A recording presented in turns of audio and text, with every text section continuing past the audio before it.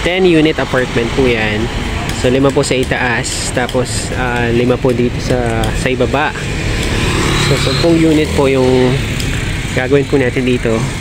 Tapos meron po tayong another structure po dito sa may gilid. Bahay naman po yan ng mga owners. Yan si Tita Matilde at si Tito Jess. Yan, maraming salamat po sa patuloy na pagsuporta sa Blessed Builders. Repeat client po natin sila. Yan, so ito po yung naging perspective po natin sa project po natin na ito. 2-car parking, tapos naka-elevate po yung middle roof po natin. Tapos meron po tayong mga windows sa may taas para meron po tayong natural light.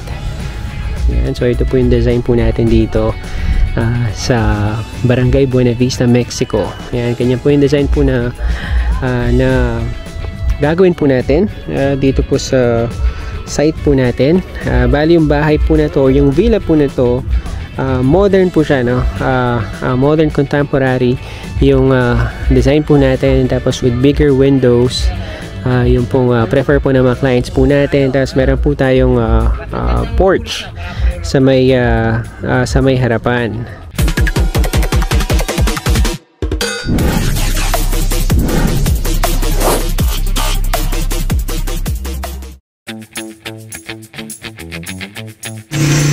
Nagpalang araw po sa bawat isa. Welcome back po sa ating channel and welcome back po sa Blessed Builders. Mga ka-Blessed, magandang balita. Okay na po yung permit po natin dito po sa site po natin sa Highview Hills sa may Apalit. Kung napanood niyo po yung previous vlog po natin nung mag-groundbreaking po dito, ayan, few weeks ago. And salamat po sa Diyos na makapag-start na po tayo. Medyo na tagalan lang po ng konti sa permit po natin, pero ngayong araw po ito na-release na po yung permit. Actually kahapon po, so today po mag-start na po tayo since naka-prepare na po lahat ng mga workers. Yung permit na lang po talaga hinihintay po natin. Na-release na po kahapon, so start na po tayo ngayong araw. Yung pong gagawin po natin dito mga ka-Blessed, ayan, nung nakikita nyo po yung perspective po natin, bali 10-unit apartment po yan. So 5 po sa itaas, tapos 5 po dito sa ibaba. So 10 unit po yung gagawin po natin dito. Tapos meron po tayong another structure po dito sa may gilid. Bahay naman po yan ng mga owners. Yan si Tita Matilde at si Tito Jess. Yan, maraming salamat po sa patuloy na pagsuporta sa Blessed Builders. Repeat client po natin sila. Sila rin po yung nagpagawa ng apartment before. Yung 6-unit apartment dito po sa Highview Hills din. So ngayon po 10-unit apartment, tapos magpapagawa po sila ng bahay po nila. Yan, retirement home sa gilid.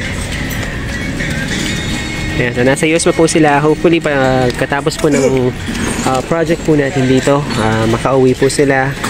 And hindi po alam kung full retirement na po yung gagawin po nila. So they're planning to retire po, kaya nag-invest na po sila sa mga ganitong uri po ng mga business, apartment business, commercial unit business. So nandito na po yung mga boys. Sinama na po namin sila para makapag-prepare na po sila. Yan, stay in po kasi sila dito, medyo malayo po sa Magalang. So mag-stay in po sila dito. Ang gagawin po natin yan, itong mga bahay po na to, meron po sila existing apartment dito. Yan, unit 1, tapos meron po another unit dito. So 2 unit po yan, pinaparent po nila. Pero ang gagawin po natin yan, gigipain po. Yan, gigipain po yung 2 unit, tapos magtatayo po tayo ng bagong unit. Mga ka-Blessed, bali 3 lot po yung i-occupy po natin dito. Meron pong isang lot dito. Yan po yung sukat niya. Tapos another lot po dito. Tapos meron pong corner lot. So 3 lot po yung occupy po natin dito. Yan po yung lot po ng mga client po natin. Ito po yung pinaka property line. Itong firewall po na to. Tapos yung dulo po, corner lot. Napakaganda po ng location na ito kasi malapit po siya sa main gate. Yan, so ito po yung main gate po ng subdivision. Yan po yung main gate, yan na po yung main road. So walking distance lang po siya. Walking distance lang po siya sa apartment na gagawin po natin. Tapos yung pong apartment po pala na to, may option po siya na gawing commercial yung sa ibaba. Kasi meron pa po tayong enough space po dito. Lapit po ako para makita nyo. Yan, meron pa po tayong open space po dito. It's either gawin po siyang parking, pwedeng gawin parking, or gawin po siyang commercial unit. So depende na lang po sa magre-rent po ng unit, kung gagawin po niyang apartment or gagawin po niyang commercial area, yung pong unit po niya. Kasi meron pa po tayong space po dito. Tapos sa area po na to, sa kabilang area, papakita ko po yung area po ng magiging bahay po ng client po natin. Mga ka-blessed, din po yung pinaka frontage po ng bahay na gagawin po natin. So yung property line po niya is nandito, itong site po na to. So dyan po yung magiging parking po natin yan. Tapos yung po mismo bahay, dito po siya. So yung po yung pinaka corner ng lot. Tapos dito na po yung pinaka main entrance po ng subdivision.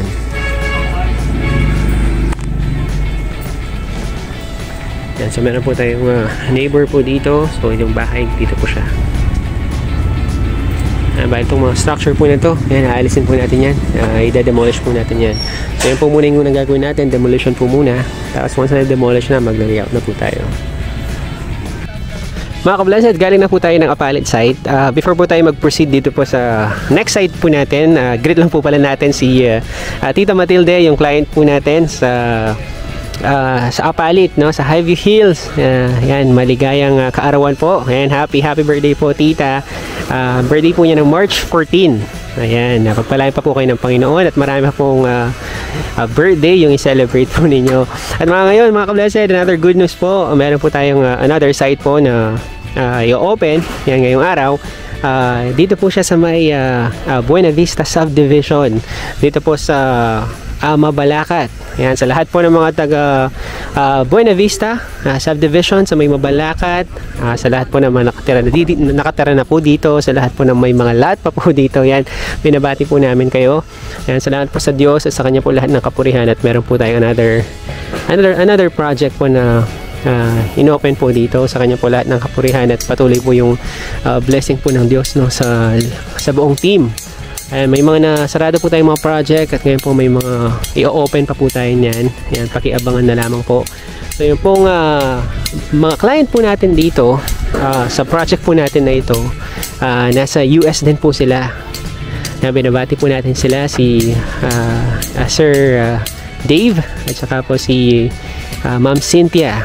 Yan, Sir Dave and Ma'am Cynthia, yan, binabati po namin kayo. Maraming salamat po sa pagtitiwala po ninyo sa Blessed Builders. Na-meet po namin sila few months ago para po i-finalize lang po yung design, yung pong costing ng bahay. At praise God po, naging okay po yung lahat. At na-release na po yung permit po natin. Tapos yung kuryente po natin, nadugtong na rin po. Tapos yung water supply po natin, na-install na rin po siya. So okay na po yung dito, mag-start na po tayo. Muna po natin gagawin yan, yan po muna natin, magbabaraks po tayo. Gagawa po tayo ng barracks, tapos lalagyan po natin ng cover yung palibot po ng lot. Naglalagay po tayo ng blue sack. Tapos mga ka-blessed, yung pong shape po ng lot po natin dito, hindi po siya regular rectangle or square shape. Parang nasa trapezoid po siya. Yan, yung pong mga muhon, papakita ko po sa inyo. Actually, yung mga muhon po na to, hindi po siya malocate before. So, pinasurvey pa po namin yung lot para makita po yung mga muhon. Yan, ito po yung pinakaunang muhon. Yan, dito po siya. Tapos, diretso po doon. Ito po yung pinaka-property line niya sa may right side po ng lot. Tapos, sa harapan po, yan, may mga muhon din po dito. Muhon dito, another muhon. Tapos yung pong pinakadulo po niya is ito. Ayan. Ito yung pinakadulong muhon. Ayan. Tapos papunta po siya dito. Ayan, parang may pa-triangle shape po siya dito sa area po na to.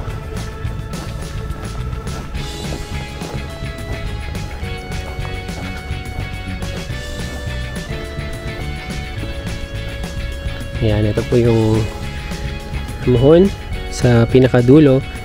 Tapos papunta po siya dito. Another mohon. Tapos dito na po siya. Yung dulo niya.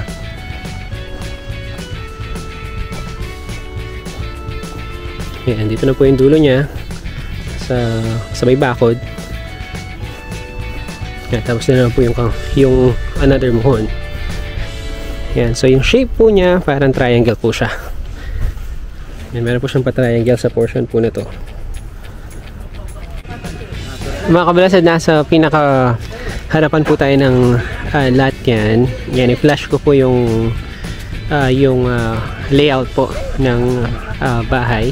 Yan, so itong nasa portion po na to, yan po yung garahe po natin. So 2-car parking, tapos meron po tayong 3 bedrooms, 3 bedrooms, 2 bathrooms. Tapos meron din po tayong service kitchen, and meron po tayong storage. Yan, sa project po natin na ito, it's a bungalow house po. Prefer po ng mga client po natin is a bungalow house. This will be a retirement house po. Once na nakauwi na po yung mga client po natin from US. Yan, so mostly po talaga magpapagawa po ng mga retirement house ay bungalow house po, para hindi na po mahirapan yung pagbaba at saka pag-akyat po ng mga nagpapagawa po ng bahay.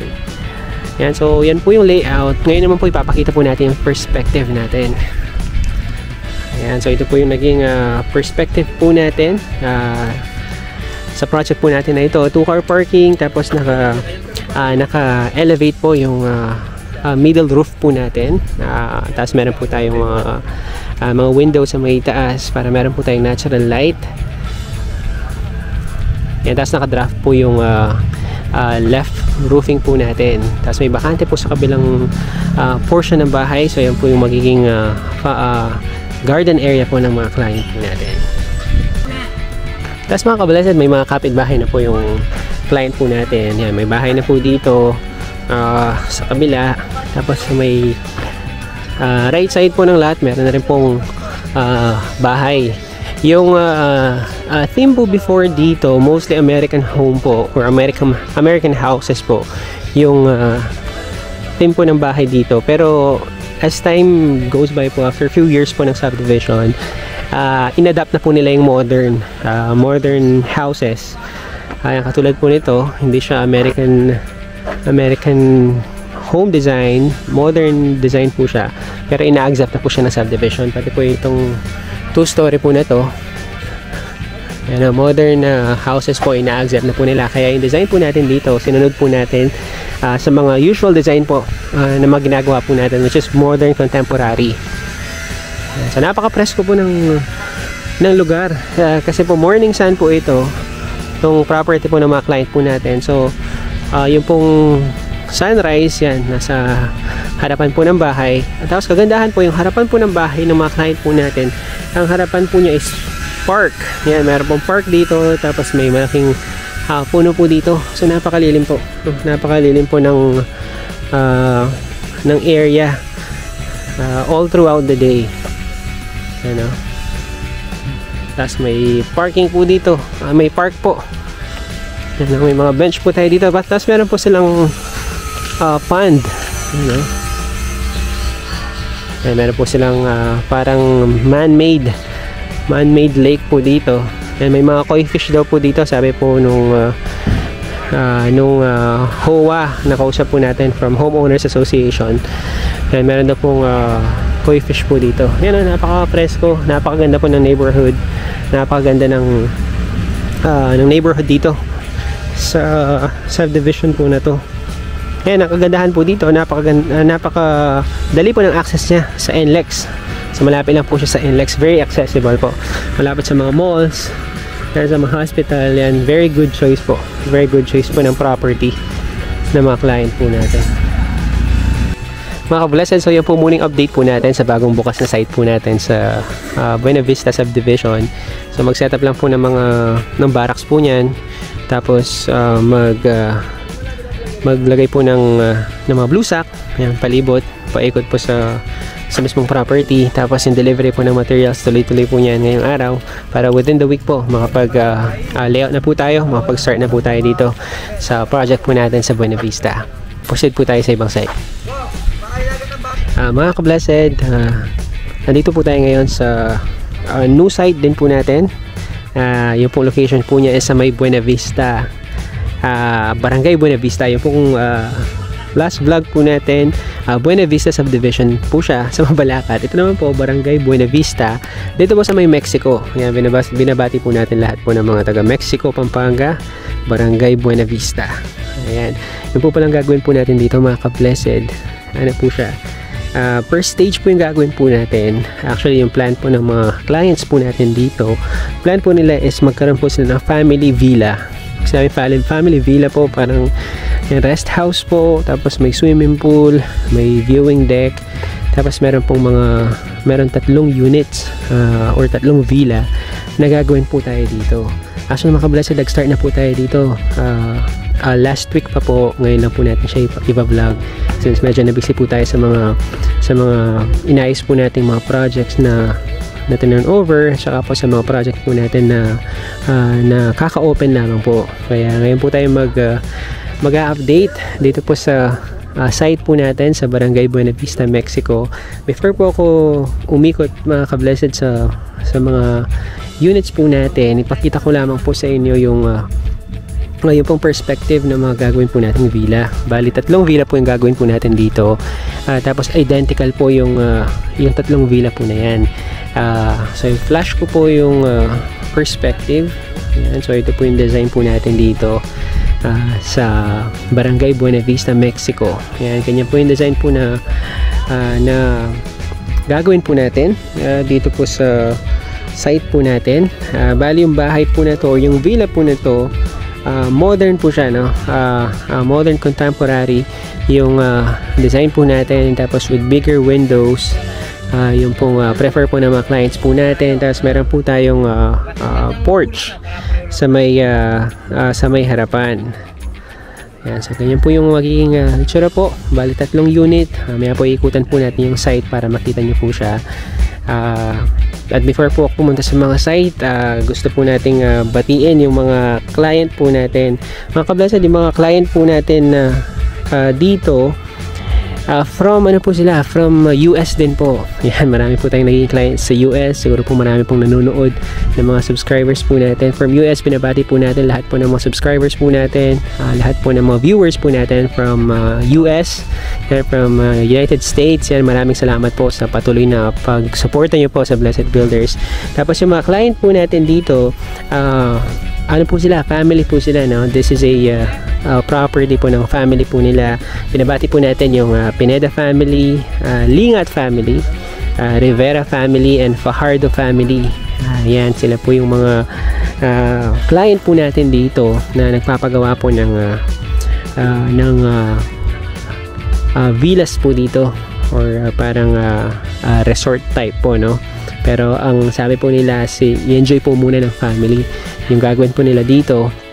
Tapos eventually in the future, if gusto po nilang iparent, so definitely pwede po nilang iparent. Pero for the meantime, gagawin daw po nila is enjoy muna nila, kasi umuwi po sila sa Pilipinas every now and then. Nasa ano po pala sila sa may Hawaii. Yan, binabati po natin yung mga client po natin from Hawaii. And maraming salamat po sa patuloy na pagtitiwala sa Blessed Builders. Namit po namin yung mga clients po natin last month. Yan, para po i-finalize po yung mga design, yung pong layout, yung floor plan po natin sa mga villas po natin. And then after po ma-finalize, ayan, bumalik na po sila ng Hawaii. Pero by April, ayan, alam ko po, if loloobin po, makakauwi po ulit sila dito para po ma-check po nila yung ginagawa po natin dito ng mga villas. And so mga ka-blessed, medyo malawak po yung lupa nila. Actually, yung buong area po yan sa may likuran, sa kanila po yan. Farm location po yun dito. Farm lot po siya, pero i-convert po natin into resort type property. So yung pong property line po natin, dito po siya sa may side na to. Tapos meron po tayong open area dito.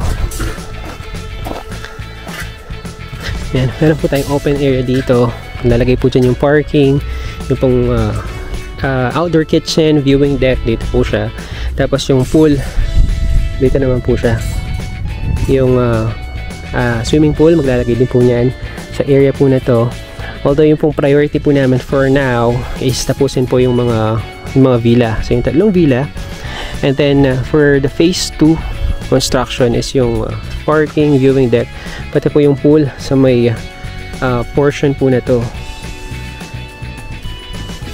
Ayan, yung pong lawak po ng property, estimated po nasa 44 meters yung pong side po natin. Tapos ito pong dito sa may frontage po natin nasa 36 meters. Nasa more than 1,000 po yung inoccupy po natin na site. Yan, so check po natin mga ka-blessed. Punta po ako dito. Yan, so ang mangyayari po niyan, pagpasok po natin sa pinaka-property, ito po yung unang villa. Yan. Unang villa, bali nakaharap po siya dito. Nakaharap po siya sa pool. Dito po yung pool niyan. So ito po yung pinaka-harapan ng villa. Ito po yung unang villa. Yan. So pakita po natin yung layout para magka-idea po tayo. Although at the moment hindi pa po masyadong ma-visualize niyan yung itsura po ng bahay. Pero pakita ko po sa inyo yung flow ng layout. Bale ito po yung magiging porch po niyan, nasa gitna. Yan, itong portion po nito. Tapos pagpasok po natin, open concept po siya, sala, dining and kitchen. Tapos yung magkabilang area po, magkabilang area, ano po siya, ano po yung kwarto. So kwarto, tapos another kwarto. Bali 2 bedrooms lamang po yung request po ng mga client po natin, pero they want to have a bigger space. So nilakihan po natin yung space ng mga rooms. Yung room 1, tapos room 2 sa kabilang portion. At mga ka-blessed, yung pong usual elevation po natin na kasama po sa package ng mga ginagawa po natin, usually po nasa 60 centimeters lamang po. Yun po yung standard. Even sa mga subdivision, ganun po yung standard height or elevation po ng mga bahay. Pero hindi dito po, since nasa farm lot po yung mga site po natin o yung mga gagawin po natin, nag-elevate po tayo, dinoble po natin siya. So from 60 centimeters naging 120 centimeters po yung elevation po natin, para nasa ganun po, if titingnan po natin yung road level, dun po kasi yung pinaka main road niyan, naka-elevate pa rin po siya from the road level, para hindi po siya naiiwan. So yung po flooring po natin, dito pa lang po siya niyan. Itong portion po na to, once na nabuhusan na po yung grade beam po natin sa ibaba, yan, doon po natin makikita yung finished flooring po natin. Yan, ka-blessed, from Villa 1, diretso lang po tayo dito. Makita po natin yung second villa po natin. So meron po tayong setback in between houses, nasa 3 meters po ito. 3 meters, tapos after yung 3 meters, another villa na naman po. So ito po yung Villa 2. Yan, Villa 2. Yan, same layout po. So identical po yung mga design po natin dito. Same sizes po. Yung mga rooms, yung mismo buong bahay, magkakamukha po. So identical po. So ito po yung pinaka Villa 2, and then yung Villa 3, ito po siya. Dito po siya. Para yung isang villa po, nakaharap po siya dito, nakaharap dito. Tapos itong dalawang villa naman po, nasa side naman po. Ganyan po yung orientation na nilagay po natin, kasi ito po yung best orientation, since kapag ganyan po yung orientation po natin, morning sun po yung mga villa natin. Yun po kasing sunrise po natin, dito po siya sa portion na to. So, sisikat po yung araw, doon po kasing arayat. Sisikat yung araw dito. So pag morning, yan, dito po yung sunrise, tapos dito rin po sa may harapan.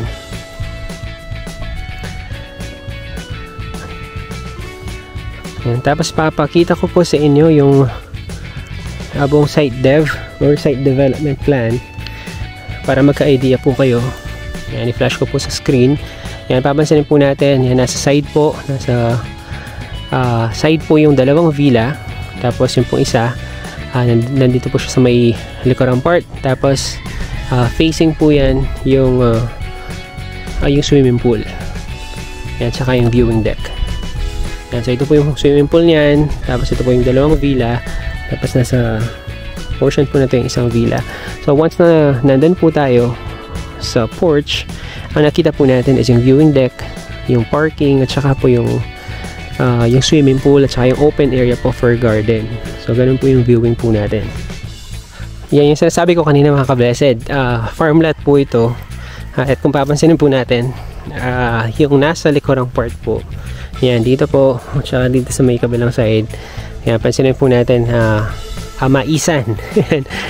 Cornfield, yan, hanggang dulo po yan, hanggang dito po sa may side, puro po maisan yan. And so mga ka-blessed, if interested po kayo sa ganitong setup po ng property for future plans po ninyo, yan, pwede po kayong kumuha ng idea dito. Lalo po if for example from overseas po kayo planning to retire in the future, yan, maganda pong investment yung ganitong property para for example if na-enjoy na po siya ng family, gusto niyo pong iparent in the future, yan, pwede po siyang iparenta. Kasi ganyan po yung nauuso ngayon dito po sa Pilipinas. Simula po nang nagkaroon na po ng COVID, prefer po ng mga Filipino ngayon is private villas, na solo po nila yung pool. Hindi na po masyadong uso ngayon yung public pool. Tapos shared pool po, hindi na po usong shared pool. So ginagawa po nila, nagre-rent po sila ng mga private villas. Yan, so nasa first stage pa lamang po tayo, or phase 1 ng project po natin na ito. Meet po namin yung mga client niyan by April para po i-check natin if itutuloy po nila yung viewing deck sa may portion po nito, tsaka yung outdoor kitchen po nila. Pero for now mga ka-blessed, yan po muna yung update po natin sa newly open site po natin. Salamat po sa Diyos na patuloy po yung blessing na pinagkakalob po niya sa buong team